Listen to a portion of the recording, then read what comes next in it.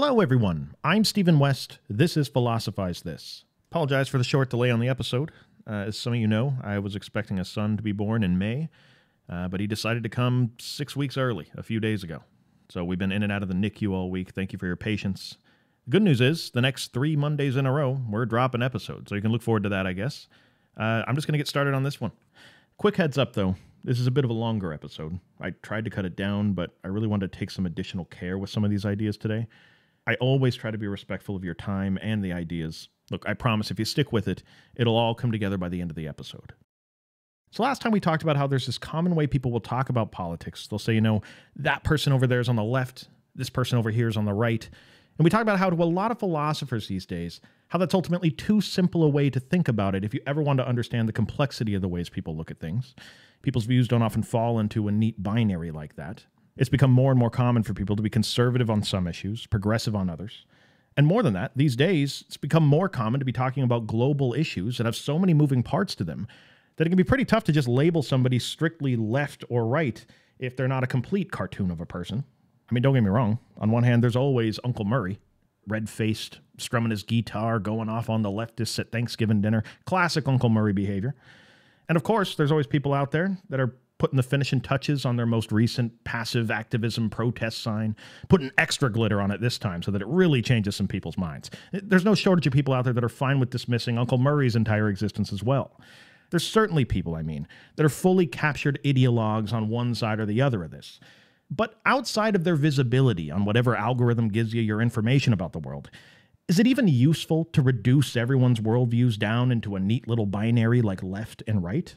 A lot of smart people these days say no. But if we resist that temptation to just reduce the complexity of the situation down, like we also talked about last episode, the terms left and right can still be useful in some cases as flexible indicators of evolving political ideals that lie underneath. Well, what do you mean by that, Stephen West? Well, look, sometimes people hear the terms left and right, and the way they understand them is by knowing what specific positions are to the left or to the right at this precise moment in history. With the example of the United States we gave last time, people will think, people on the left, those are people that are pro-abortion. People on the right, anti-abortion. People on the left, they're for protections to the environment. People on the right, not so much. This is how a lot of people make sense of left and right. They ask what positions are considered to be left and right now, and then once I know that, I don't got to think about it anymore. But there's another way those terms are used in conversation, oftentimes among philosophers, political analysts, sociologists. They'll use the terms left and right in more of a general way to describe a more timeless disagreement between different kinds of people when it comes to the question of how to maintain a society. It goes back to the French Revolution. The terms left and right, not the disagreement, that goes back forever. But at the time of the French Revolution, these categories were talking about people that sat to the left of the king or to the right of the king. The right of the king were supporters of the monarchy and the church that they had at the time. To the left were people that thought it was better to reform society under a different banner, something more democratic. But regardless of what the specific positions were that were being defended at that time, the more timeless way to view all this is that the left and right are two different ways of maintaining a good society, both of which are necessary at different times. People on the left will often say, look, society hasn't always been as good as it is right now. And that's because, over the years, human beings have gotten better at organizing themselves. We've come up with better ideas, and we'd be stupid if we didn't apply those better ideas to society. That's people on the left. People on the right, though, would at least start by saying something pretty similar to that. They'd say, look, society hasn't always been as good as it is right now, meaning things have been a lot worse than this at other points in history. It's not like we don't have a lot to lose here. And there's no guarantee that you just implement a progressive new policy and things always get better. In other words, people on the right are generally trying to preserve the existing institutions or even go back to a time when they think things were better. And people on the left are generally trying to change the existing order of things and move on to something different, something they see as better. Which means, fundamentally, there's no fixed specific positions on an issue that determine what left or right is. And knowing this, it's interesting. Some right-wing conservative positions today were at one point in history left-wing radical progressive positions. This is just the way political ideals evolve over time. Now, I know a lot of this is pretty basic for a lot of you out there listening, but it's very important that everyone who's listening to this episode today doesn't just try to understand Slavoj Zizek through these common filters of left and right that you may hear on CNN or Fox News, the specific positions. Because if you do, I'll tell you what's going to happen. Depending on how charitable of a mood you're feeling in today, Some of his views might start to sound to you like he's a right-wing conservative, railing against all the leftists out there. Then at other times, he may sound to you like he's a first-year college student that just read Karl Marx for the first time. In reality, he's neither of these things. Every position of his is just a piece of a larger world picture that doesn't fit into a clear-cut CNN Fox definition of left and right. In fact, in the sense that the left is almost always in the business of subverting the existing order of things and trying to bring about a different world, when it comes to Zizek, understand that there are different tiers to being left-leaning, different degrees of being left.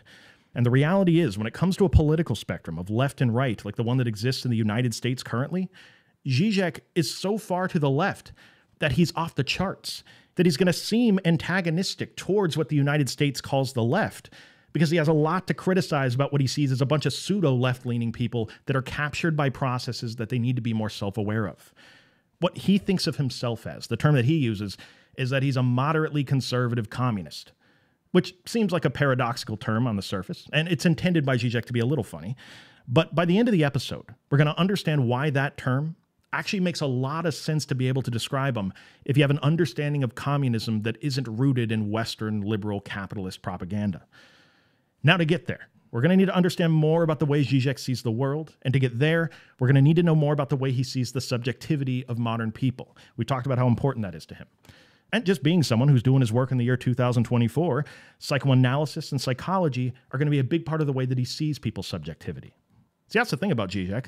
Because he's so aware of ideology and how it limits what people end up seeing about the world, he has no problem being very upfront about his own ideological or theoretical bias. He's basically advertising on a billboard at the start of any conversation you have with him, Hegel, Marx, Lacan, in big red letters. He's always starting from a place where he's saying these are three people whose work is incredibly useful to be able to interpret the state of the world right now if you're at all confused about it. And the psychoanalytical side of that is going to be the work of Jacques Lacan. See, to Lacan and to Zizek, a huge piece of what makes you or anyone out there who they are is going to be what and how you desire. You can tell a lot about someone if you know what they desire. And as we'll see, you can control a lot about someone if you can control how they desire. It's important we know what they're talking about here, though. Last episode, we started talking about dialectics as a way of interpreting the world, a la Marx. And when we did that, the example we used was to think of something like a school. How there's one way to answer the question, what is a school, that's very simple. A school is where you go to get an education. It's where you learn right from wrong, no monkey business about it. But as we also talked about, there's another, more dialectical way of looking at what a school is, where we acknowledge that obviously the school is something that's always in a state of change, how it's always subject to internal and external tensions and negotiations that are going on all the time, and how when it comes to the identity of that school in any given moment, how it's not just about understanding the internal dialectical tensions that are going on. It's not just about understanding its position within the larger system of society. It's about understanding that the specific form that this school takes in this type of society quantitatively is connected to whatever the content of that school is qualitatively. We'll apply this same kind of analysis to what it's like to be a person with an identity that's alive today. What is it like to be you? There's another simple kind of answer to that question. Something along the lines of, I am who I am. I was born this way. Life is about living, learning, and getting more and more to the bottom of what it really is to be me. In other words, there's this assumption that there's a static thing that it is to be me down at the bottom of all this, that if I just keep getting to know myself, I'll eventually understand who I really am. And one day, maybe I can live as authentically as possible as a person. But Zizek would say, no, that's not the full story of what it's like to be you. And worse than that, when you talk about it in those simple terms, it's just me, just like the false binary of left and right, just like thinking about a school like all it is an institution of learning, this simple way of viewing yourself often just serves to reinforce the dominant ideologies and power structures of the world you were born into. Those social structures, by the way, that we all need to recognize are a very important part of what it is to be you at all.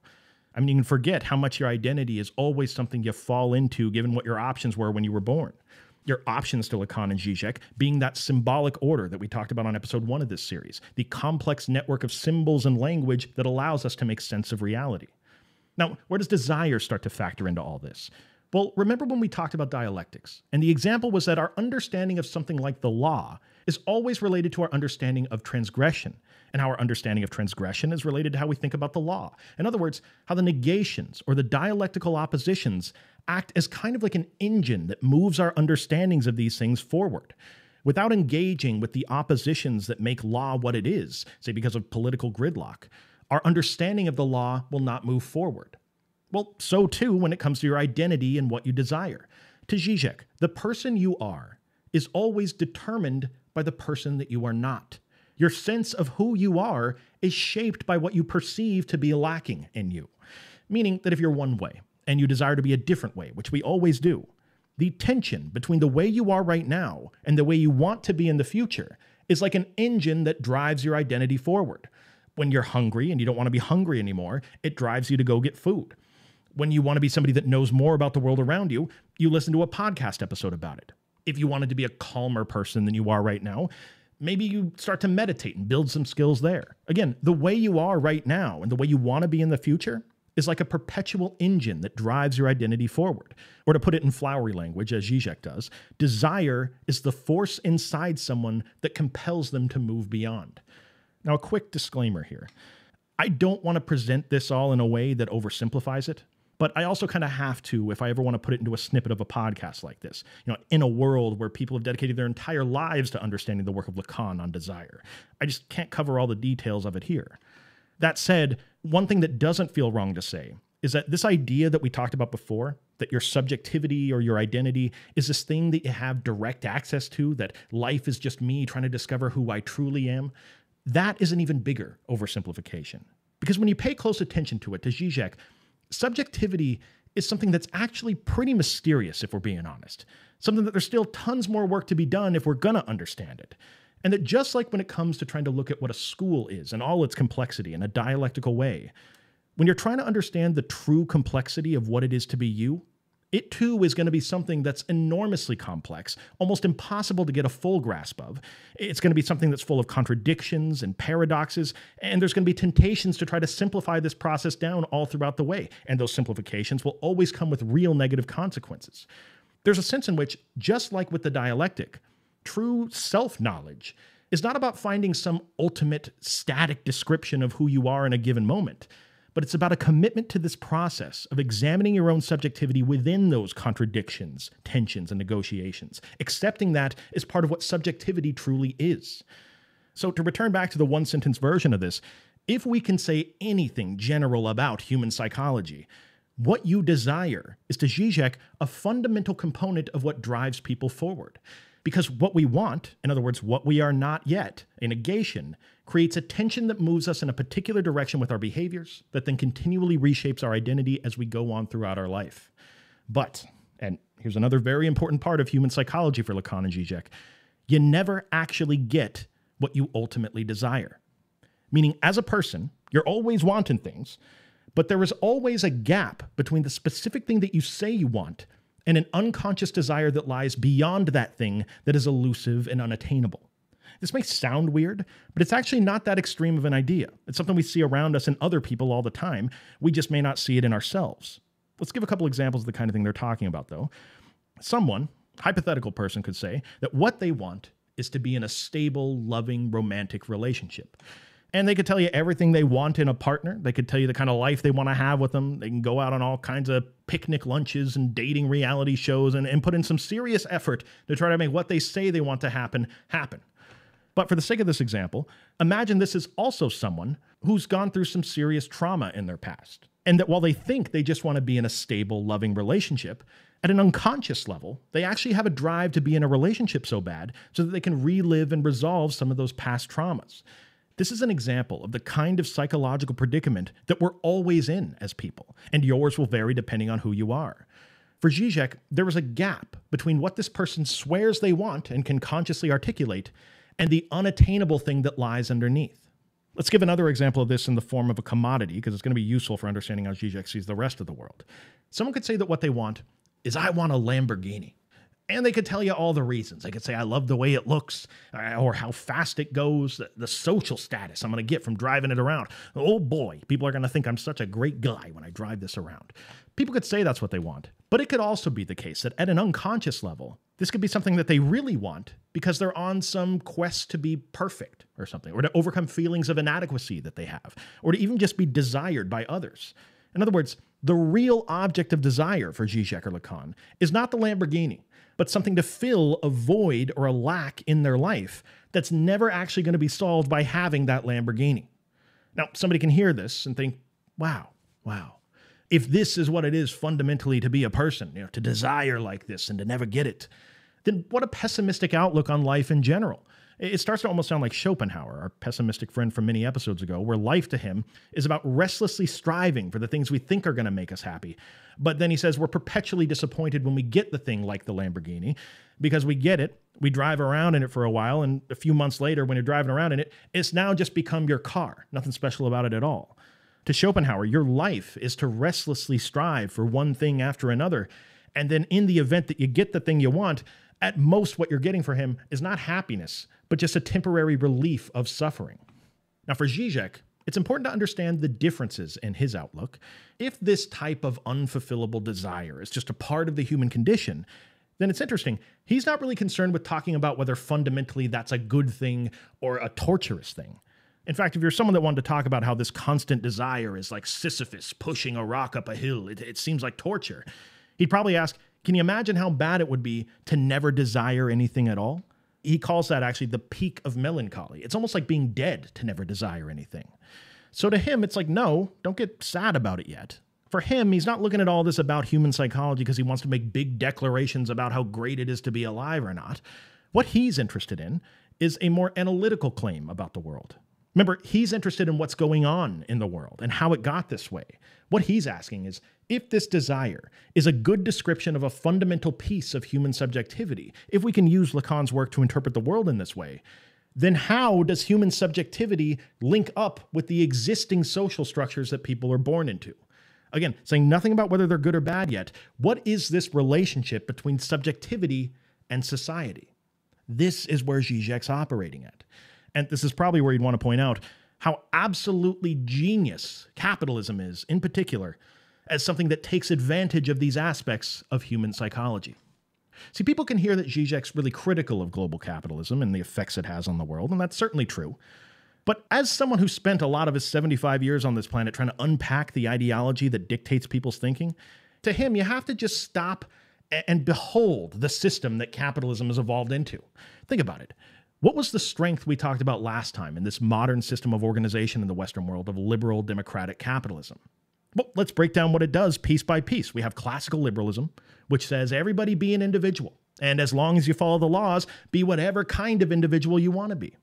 Then we have democracy, which says that all these individuals can now vote to bring about whatever kind of society they want to live in. And then we have capitalism, which is supposedly the economic version of liberal democracy, where it has free markets and it's going to adjust and evolve to meet the needs of consumers, whatever they are. But hypothetically, if you could control what people desired, then to Zizek, you could control what kind of individuals people would want to be, and classical liberalism wouldn't be as necessary anymore. And if you could control what sorts of individuals people wanted to be, then you could control the way they voted, and then the types of societies they'd vote for in a democratic system. Well, to just come out and say it, global capitalism, to Zizek, is not just an economic system anymore. Whatever it is that we're talking about these days when we say capitalism, it's nothing like what Adam Smith wrote about in The Wealth of Nations in 1776. It's not the same thing as what Marx was critiquing in the 1800s. No, in that dialectical way we talked about, the progression of things, to Zizek, over the years, to people who have been paying attention, capitalism is transformed into something completely different, something that more acts as a religious or ethical dimension to people's lives rather than just simply as an economic system. It's not a new concept. A lot of thinkers we've talked about have said this. But to Zizek, the point is, when you compare all the different ideological structures that exist out there for people to potentially link their identity to, certain ideological structures are just far better at capturing people's psychology than others. And global capitalism, to Zizek, is the most advanced form of this that we've ever seen on this planet. Again, it is nothing short of absolutely genius. Think of how perfectly capitalism lines up with those pieces of human psychology we were just talking about, that desire people have that moves them forward. In everyday life, in a capitalist society, you have a constant stream of products that are being blasted into your eyeballs at practically every second of the day. And because of that, there's almost never a shortage of these products for you to be desiring and striving towards. And with the way the commodity fetishism works, where these products are imbued with these magical qualities that they don't really have, the thing that makes the pair of shoes extra magical for you, these are super limited run. These shoes are made out of the leather from the backs of trust fund cows, whatever it is, the purse that's really special, or the phone. Because we treat these commodities like they possess qualities that are beyond anything they can actually provide for us, they become the things that perfectly plug into Lacan and Zizek's picture of desire. We want things. We have the product we just saw in the commercial that we can consciously say, ooh, I want that thing. And then there's the elusive, magical thing beyond the product that it symbolizes that it will never actually give to us. But we just constantly move forward on this hamster wheel of finding another product to desire and then another product to desire. Point is, this is an absolutely genius way of attaching human psychology and people's identities to the material productive forces that are going on in a given society. And because this podcast has a lot of episodes to go back and listen to, I'm going to assume you're familiar with some of this. I'm going to make an executive decision here that I don't think I got to spend 20 minutes explaining how someone could see this whole setup as something that's on the level of a religion. We talked about it in episode 171 when we talked about Guy Debord and the Society of the Spectacle. We talked about it in our series on Walter Benjamin, the Frankfurt School. If you're a newer listener and you want a more in-depth explanation, go and check out those episodes. For this one, though, if we accept Zizek's point here, that there is an ethical, religious dimension to what global capitalism has become for people and how it leverages these aspects of human desire and identity, then you start to understand the irrational religious behavior of consumers, putting themselves in debt to buy something that has some luxury status to it, camping outside for 3 days on Black Friday to get 80% off a blender, working 12 hours a day, maximizing productivity, never seeing their family, saying no to all their friends because that's what it takes to be a successful business owner these days as they snort a line of Fruit Loops to stay awake all night. All this stuff makes sense because this is a religion. Right? Zizek's not the only one saying this. Again, to Byung-Chul Han, the smartphone is the modern-day rosary beads. Facebook is church. You can understand it. And you can understand why Zizek spends so much time deconstructing the ideology that gets delivered to people in movies and other media. This is a call from him to become more aware of this messaging that a lot of people are just mindlessly internalizing. Media, to Zizek, the messaging of global capitalism, doesn't tell us what to desire necessarily. It teaches us how to desire. It goes on at a deeper level from the time we're very little. And this is how it still feels like freedom to the people that are living in it. It allows you the freedom of choosing between a number of different options, but it severely limits the framework that you can make those choices within. And if you haven't seen Zizek break this down, I highly recommend watching The Pervert's Guide to Ideology. It's a 2.5-hour movie Zizek made. It's on YouTube for free somewhere. It's classic Zizek, where he superimposes himself into different scenes from movies, describing the ideology of global capitalism underneath, sometimes just using the movies as metaphors to describe how it shapes our thinking. Tons of interesting points he makes in it. He talks about apocalyptic movies that are really common in our world as being an enforcement of nostalgia of the present. What he means is that there's some movie out there, like The Hunger Games, where society's in a far worse place than ours is right now. And we're all supposed to watch it and be like, hey, look at this movie where things are absolutely horrible. Jennifer Lawrence literally had to eat a squirrel to stay alive. See, things aren't so bad in a global capitalist society. Just lowering your standards, telling you to be grateful, nostalgia of the present. But anyway, an important point to all this is that to Zizek, one of the most crucial ethical choices that a person could ever make in their lives is, as he says, to never betray your desires. But the subtext of him saying that is that obviously when you're embedded into a system that has taught you how to desire and then creates very specific incentive structures for you to follow to be successful in it, if you ever wanted to get to a place where you're not betraying your desires, you would first need to take control of your desires. And to Zizek, the best way to do that within a global capitalist system is to just get really, really good at saying, I would prefer not to. He actually wore a t-shirt around for a while with that phrase on it, further increasing the whole paradox of it all, on purpose. This is Zizek, of course. See, to him, you say, I would prefer not to, because it clears the table for a new kind of subjectivity or desire to emerge when you deny the subjectivity that's given to you by ideological structures, notably global capitalism. In other words, if global capitalism teaches us how to desire, then once we've internalized those lessons, the things that we desire and do in our lives, anything that we think of as a good thing to do after that, only ends up further perpetuating global capitalism in some way. We've talked about this on previous episodes, how even down to the ways that we protest against things, how these are also ultimately just forms of protest that are approved within law-abiding, stable capitalist society, and that at some level, Of course, the ways we protest would be tolerated by the system. They're not very effective at radical systemic change. And again, this isn't a conspiracy theory where there's a handful of people with all the power and they're planning all this stuff. But it turns out you don't need a conspiracy theory of a few evil capitalists out there when you have billions of benign capitalists all conspiring to keep their individual lives going as well as possible within that system. With absolutely zero malice involved, we're all trying to keep this thing going. And this is to the point that many left-leaning people out there, the people who are really trying to subvert the status quo like this, a lot of them choose to not talk about revolutionary options in too public a way because of how easily their work can get turned into a t-shirt or a bumper sticker, and the ideas they're talking about lose steam. How do you escape a system that's set up like that? Well, first to Zizek, by not participating in it. And not just by simply denying it. Because when you deny a system of authority to Zizek, you're at some level legitimizing it as a form of power. And we'll talk more about that. But the key phrase to remember right now when it comes to the incentives of global capitalism is not, I don't want to, but instead one that's more empowering, one that allows for a totally new kind of desire or subjectivity. I would prefer not to. It's a reference to a story by Herman Melville, where one of the characters named Bartleby, whenever he's at his job and he's asked to do something by anyone around him, he just replies back with, I would prefer not to. The point is that this phrase becomes a bit like a what would Jesus do wristband for an anti-capitalist movement if there was one. Meaning, if global capitalism is one giant behemoth of a thing, what would it require for something to be the negation of that? If the negation of law is transgression, or chaos, or tradition, or anarchy, or whatever it is, what would the negation be of global capitalism? What would that even look like?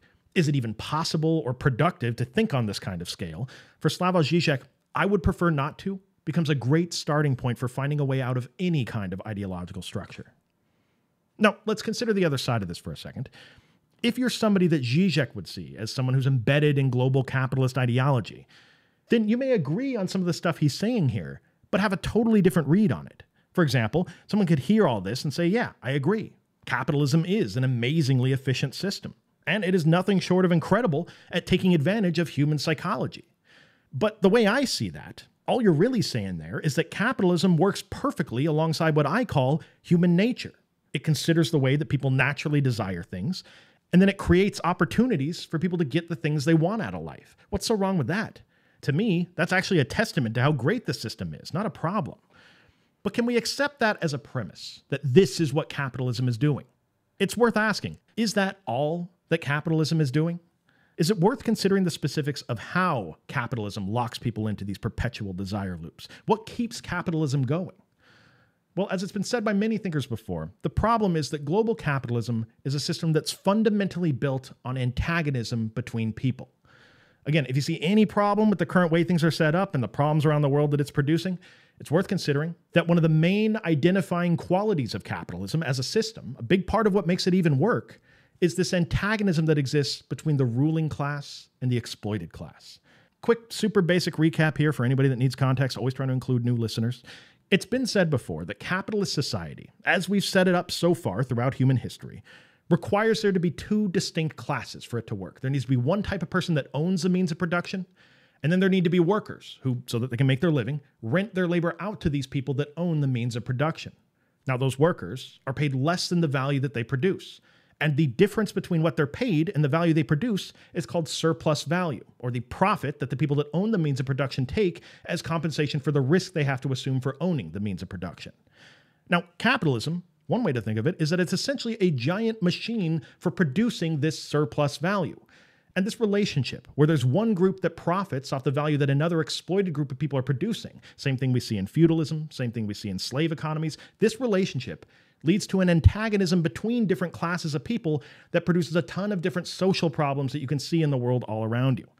Now, if you're a fan of capitalism and all the good that it does for people, there's a hope here that's pretty common, especially since the fall of the Soviet Union. People will say, hey, pretty unfortunate that we have this antagonism between different classes of people, but does it really need to be this way? Do we need to have capitalism set up in a way where there's such a huge difference between the levels of what's possible for people? Maybe we can fix this antagonism, and maybe we can do it from within the capitalist system itself.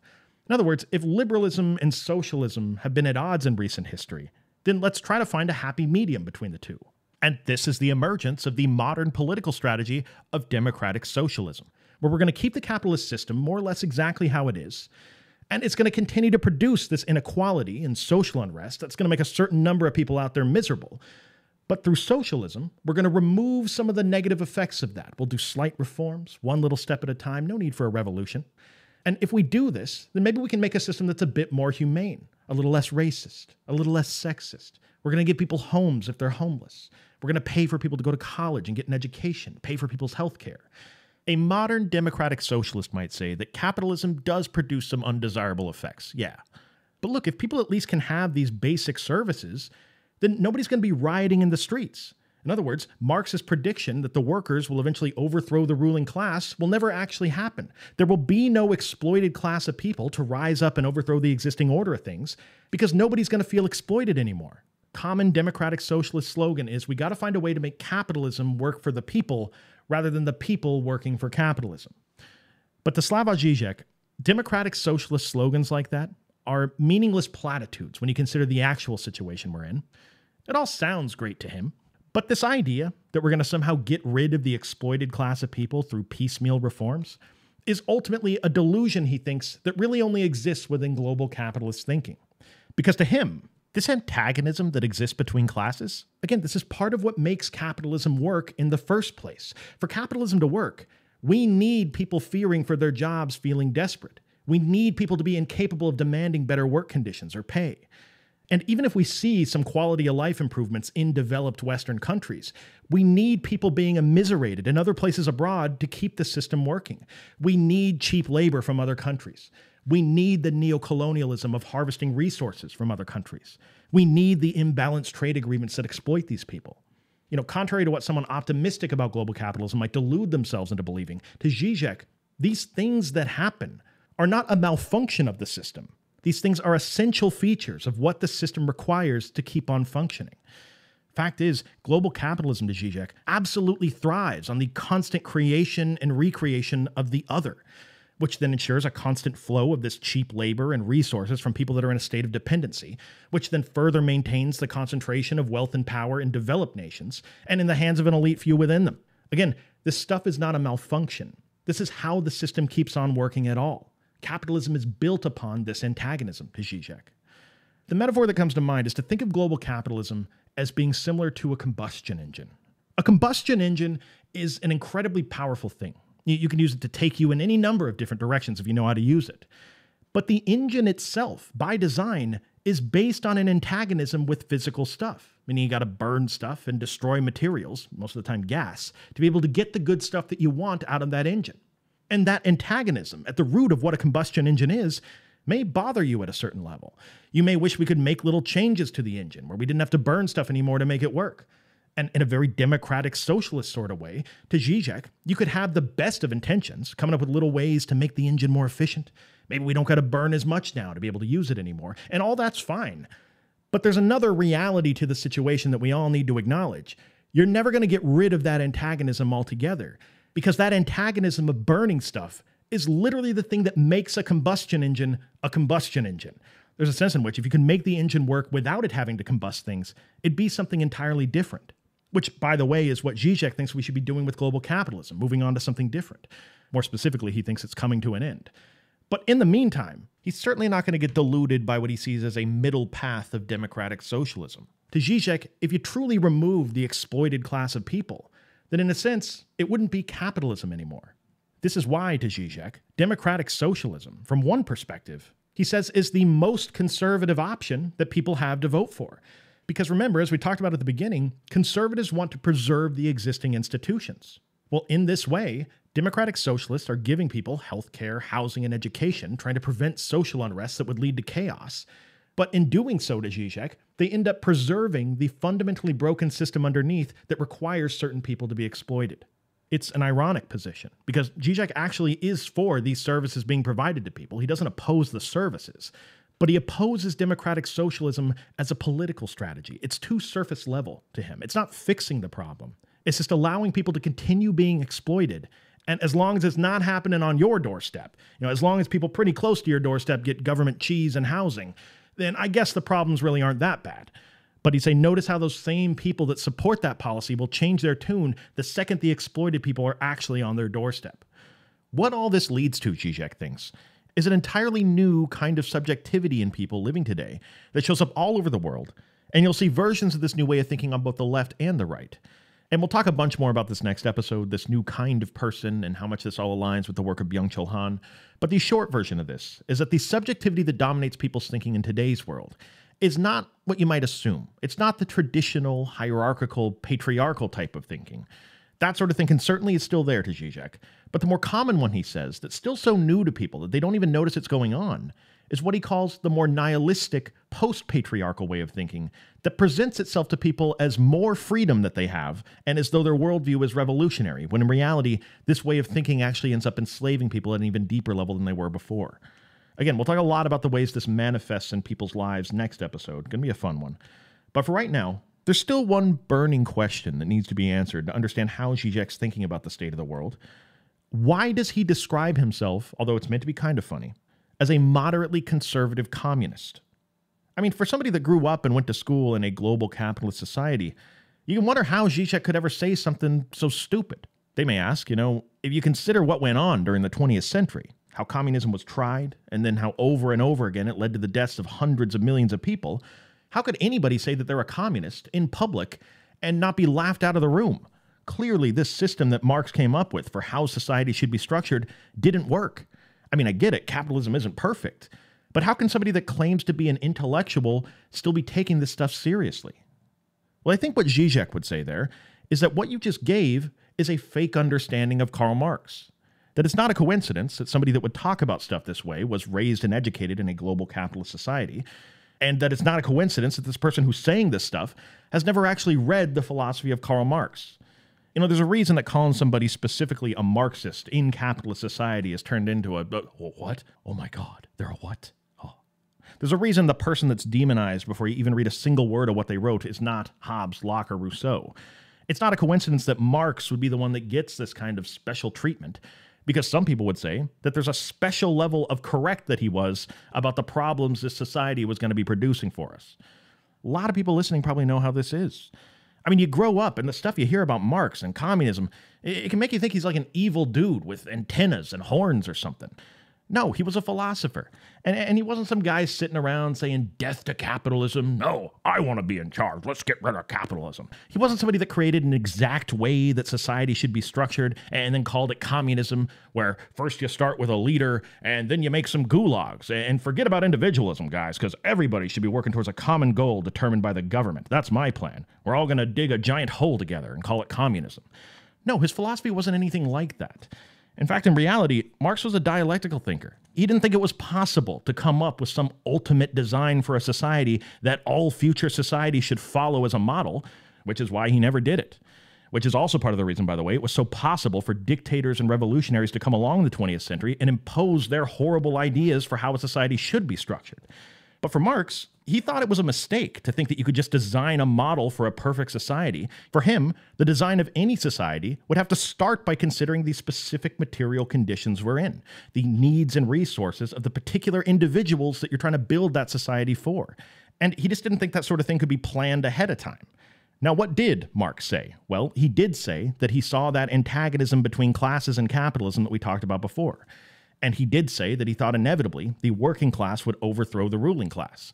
And what he recommended was that during that historical moment, as horrible as that was going to be, that the working class, after launching a revolution, while they're redesigning what that society should specifically look like on the other side, they should do certain things during the transition period to safeguard against other forms of power taking control when there's a vacuum of power like that. Things like the abolition of private ownership of land, the means of production, nationalizing major industries, the establishment of new democratic institutions. Again, things that Marx thought would make it harder for a class-based authority to retake control over society in that interim. The goal ultimately for Marx was to establish a classless society, or a society that isn't based on that fundamental antagonism between people like capitalism or feudalism or monarchy or any other example from history. So communism was not some plan that Marx laid out for how society should look. In fact, here's how Marx and Engels themselves defined communism. They said, quote, "Communism for us is not a state of affairs which is to be established, an ideal to which reality will have to adjust itself. We call communism the real movement which abolishes the present state of things," end quote. It is in this more accurate understanding of the word communist that Zizek thinks of himself as a moderately conservative communist. So what he's saying is he's beyond any hope of democratic socialism being the thing we need to change global capitalism. And while, again, he's for many of the quality of life improvements that it wants to bring about, when we're talking about the context of the problems that face Western society, and in the spirit of a truly left-leaning thinker, when we're talking about how much things need to change radically from where they are now, he is a communist in the sense that he's for the real movement which abolishes the present state of things. But why would he be moderately conservative then? Well, in a world where the present state of things has been abolished, in post-capitalism, then the political goalposts of left and right would have been moved as well. The right-leaning people in that world would then be pro-communist, trying to preserve the existing order. And the left-leaning people would be people that wanted to change the order of things in some way and bring about a different world. And in that world, Zizek would be a moderate conservative, he says, because there are no left-leaning positions that have been offered up so far that he thinks are good. Zizek is actually extremely cautious about just forcing ideas through because they're new and happen to not be capitalism. Which is why another important thing to say about the guy is that there's plenty of people that are even further to the left of Slavoj Zizek that hate his guts for that. In other words, if you're far enough to the left, then you may think Zizek is a fake leftist as well. But Zizek calls himself a Monday morning leftist, or a law and order leftist. But what does he mean by those things? Well, when it comes to thinking about things like revolution or radical social change, Slavoj Zizek thinks that what we need to do is to learn from the revolutionary mistakes we made all throughout the 20th century. There's that famous quote by Marx where he says, philosophers in the past have just tried to interpret the world, but Marx says the goal should be for us to change the world. And this quote people have used over the years as a call to action to get out there and change the societies that are enslaving people, that all you have to lose are your chains, as Marx says. But Zizek disagrees. He says if the 20th century should have taught us anything, it's that launching a revolution and then designing a society on the other side of that is not as simple as just seizing control of the government. Hundreds of millions of people died because of a lack of a real, well-thought-out strategy for exactly how we're going to abolish a market-based system and not just instantly devolve into another traditional master-slave dynamic that former societies have had before. The 20th century can teach us, he says, that we acted too hastily. Every time we have one of these left-leaning revolutions where there's all this energy, let's revolutionize yesterday. It's our birthright. Eat the capitalist overlords. Every time we do that, we got plenty of energy, but it ends up alienating and not considering the lives of so many ordinary members of society. People that aren't going to your revolutionary meetings every Friday. These are people that don't understand or don't relate to the revolutionary movement, and then the strategy ends up failing overall. But Zizek asks, could there be a better way to launch a revolution? One that considers the lives of everyday people in a deeper way. A revolution that doesn't just exist in the form of ideals, but one that could be shown in the everyday lives of the average person. There's no easy answers to these questions, Zizek thinks, but they're things that we should be considering.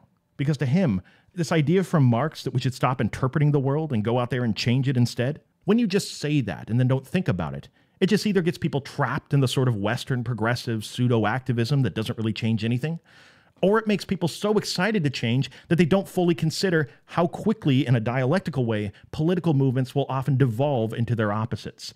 Hegel, he thinks, of all people, realized very clearly how quickly a movement can devolve into its opposite. Zizek gives some examples. He says, look at the French Revolution. Liberty, equality, fraternity, that spirit turns into terror in Napoleon. Then after Napoleon, you have a period of progress for a few decades, women's rights, voting, and then World War I happens. Then you have the Soviet Union, he says, October Revolution, attempt at the emancipation of people, and then you get Stalinism out of that. Then Fukuyama, the happy 90s, he says, the end of history, and here we are at the place we're at right now. He says when you have a real understanding of what Hegel was saying about the risks involved as events unfold in the world, what you land on, a good way to describe it, is to call it moderate conservatism. So if there's anything Zizek's saying when he says I'm a moderately conservative communist, it's that on the other side of this abolition of the present state of things, whatever that strategy looks like, we got to be real careful about how we proceed. We got to be self-aware of how these ideas will shift. We have to be aware of the ideology that gives us the options we have to select from. We have to do that work ahead of time, or else we'll never be able to stay true to our own desires. We'll always just be captured by the ones given to us. To Slavoj Zizek, and many leftists hate him for saying this, but for him, maybe it's not the time to change the world right now. Maybe it's time to learn to think about the world more clearly. Thank you for listening. Talk to you next time.